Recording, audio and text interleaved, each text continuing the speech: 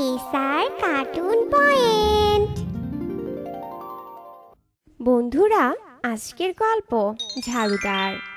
বরাকপুর গ্রামে মিনতি তার মেয়ে বিথিকে নিয়ে থাকতো।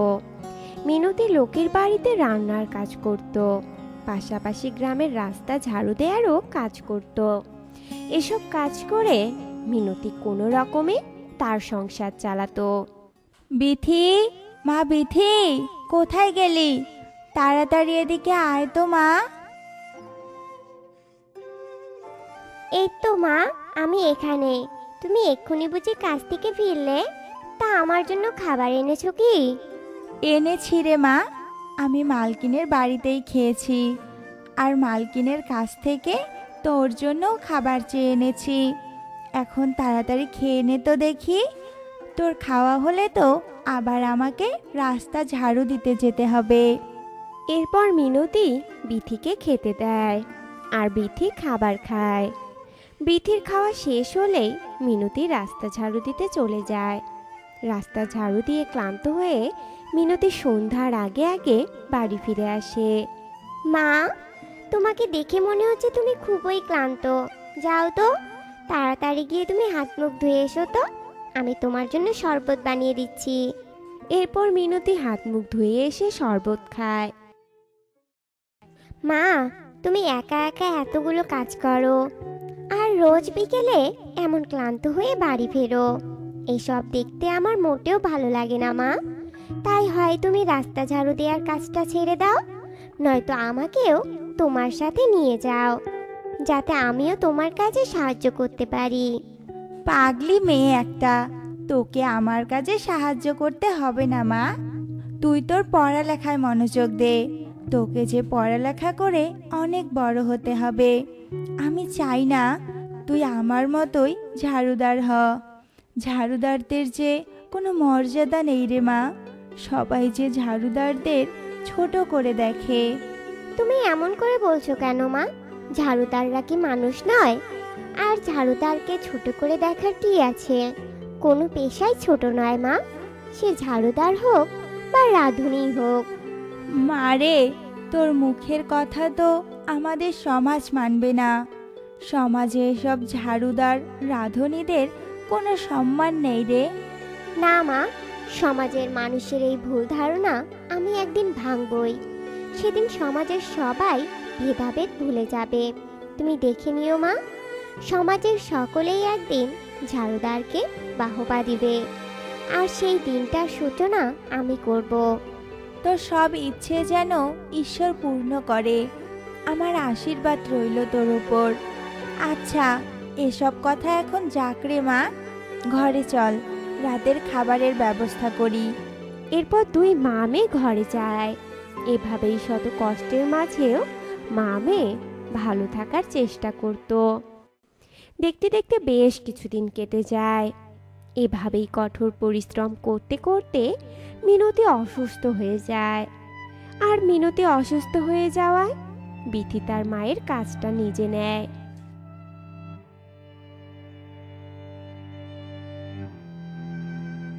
এই বিথি, এসব কি রান্না করেছিস? হ্যাঁ, এ তো আলু ভাজি না হয়ে করলা ভাজি হয়ে গেছে। এসব খাবার খাওয়া যায় নাকি? মালকিন, আমি ছোট মানুষ, তাছাড়াও এর আগে কখনো রান্না করিনি।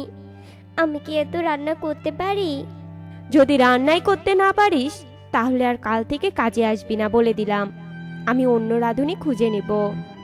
দয়া করে এমনটা করবেন না মালকিন। এরপর থেকে আমি ঠিক করে রান্না করার চেষ্টা করব। দয়া করে আপনি আমায় তাড়িয়ে দিবেন না। হয়েছে হয়েছে, থাম এবার। আর ন্যাকা কান্না করতে হবে না। কাল থেকে যেন রান্না ভালো হয়। এরপর বিথির মালকিন সেখান থেকে চলে যায়, আর বিথিও তার রান্নার সব কাজ শেষ করে আর ঝাড়ু দিতেও চলে যায়।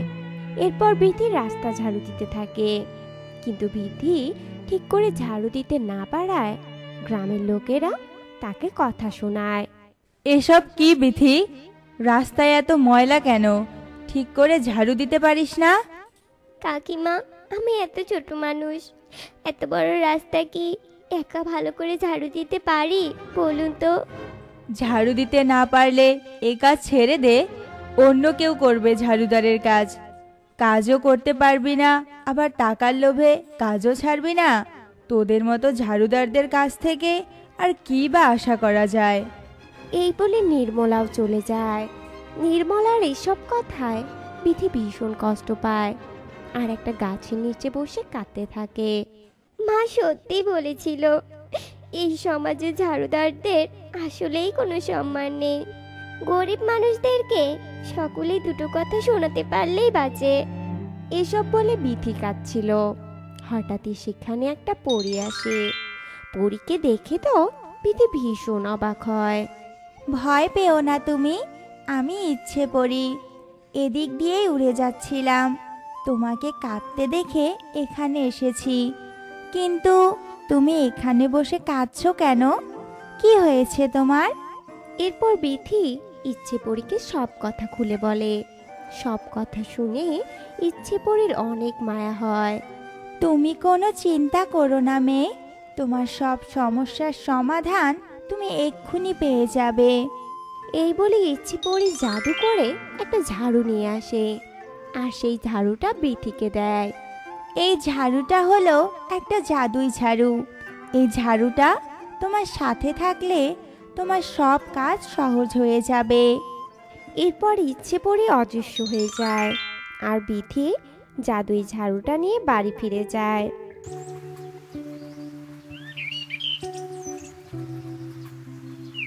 পরের দিন সকাল হতেই বিথি জাদুই ঝাড়ুটা নিয়ে মালকিনের বাড়িতে যায় আর ঝাড়ুটা পাশে রেখে রান্না করতে শুরু করে। আর জাদুই ঝাড়ুটা একা একাই রান্নাঘর ঝাড়ু দিতে থাকে। এই দেখে তো বিথি একটু অবাকই হয়।